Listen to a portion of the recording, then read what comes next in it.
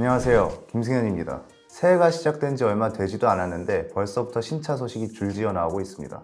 위장막을 3년째 두르고 있던 제네시스 GV80의 출시 일정이 확정되었고, 한국 GM 쉐보레도 신차 하나를 출시합니다. 수입차 쪽에선 링컨 애비에이터가 출시를 앞두고 있고, 캐딜락 XT6도 상반기 중으로 출시를 계획 중이라 합니다. 그러고 보니 저희가 보내드린 소식이 맞았네요. 12월 23일에 GV80 출시 일정이 2020년 1월 15일로 확정됐다고 영상으로 전해드렸었죠. 그때도 찌라시다 카더라다 이런 말이 많았었는데 1월 15일로 출시가 확정됐다고 합니다. 워낙 출시 일정이 자주 번복되다 보니 보시는 분들 입장에선 그럴 수밖에 없으셨을 것 같기도 하지만 말입니다. 어쨌거나 오늘은 GV80이 아닌 한국 GM 쉐보레가 오랜만에 출시하는 트레일블레이저 이야기를 해볼까 합니다. 오랜만이라고 말씀드린 이유는 군산 공장 사태 이후 한국에서 생산하는 신차를 오랜만에 출시하는 것이기 때문입니다. 잘 아시다시피 트래버스와 콜로라도는 미국에서 생산되어 국내에 수입 판매되는 차들이죠. 출시를 앞두고 있어서 국내 쉐보레 홈페이지에도 트레일블레이저가 추가됐습니다. 트림이나 사양 등 자세한 정보는 아직 나오지 않았고요. 사진상으로 보면 많이 작아 보여서 트랙스 후속이다 라고 말씀하시는 분들도 계시는데 생각보다 차체가 큽니다. 트레일블레이저는 쉐보레 라인업으로 따지면 트랙스와 이쿼녹스 사이에 위치합니다. 현대기아차 라인업으로 따지면 셀토스와 투싼 사이 정도가 되는데요.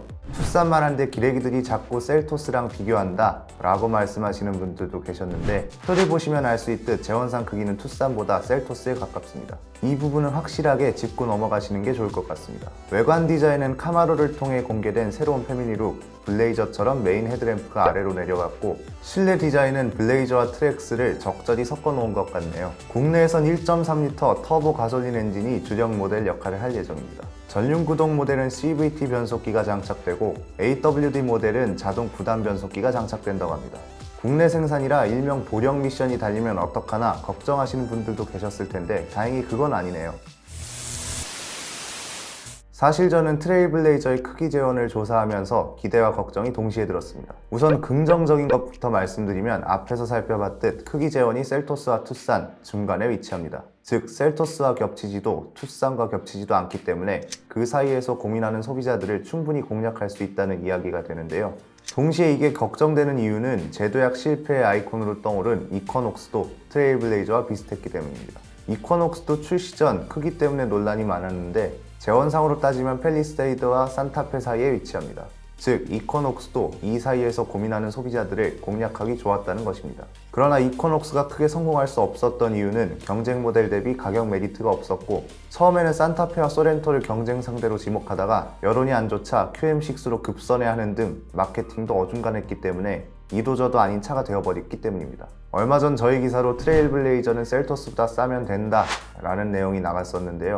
저희 기자가 이 내용을 가져왔을 때 정말 분석을 잘해왔구나 라고 생각했습니다. 이 기사 댓글에도 투싼이랑 크기가 비슷한데 셀토스랑 비교하려는 기대기다 라고 말씀하는 분들이 계셨는데, 재원 수치로 이미 셀토스와 더 가깝다는 것이 증명됐습니다. 여기에 제 생각을 추가하자면 이렇습니다. 트레일블레이저가 셀토스보다 저렴해야 하거나 비슷해야 하는 이유는 간단합니다. 한국 GM 스스로 제도약을 외쳤기 때문입니다.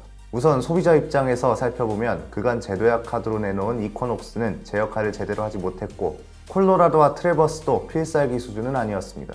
트레일블레이저도 아직 제도약을 확 일으킬 만한 캐릭터는 아닌 것 같지만 적어도 소비자 입장에서 얘네가 이번에는 정말 차를 팔고 싶구나 라고 생각이 들 만한 절실함이 느껴져야 한다는 것입니다.